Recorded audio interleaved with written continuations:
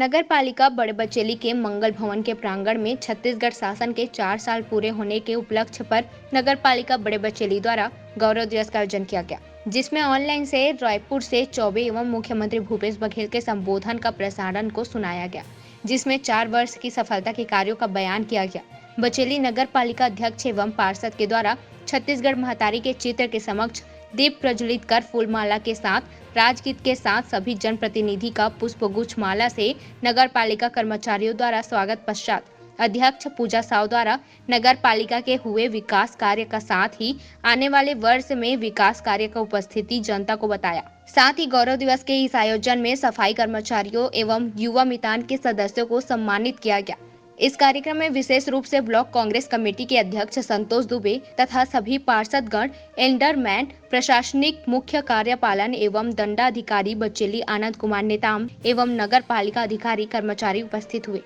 गौठान है जिन्हें 2 साल पहले जब शुरू हुए 9, 10, 15, 16 लाख तो प्राचीन परंपरा है पंचायती राज। महात्मा गांधी ने जोर दे दी राजीव जी पंचायती राज लागू करेंगे 73 जैसे तब विकास काम होते।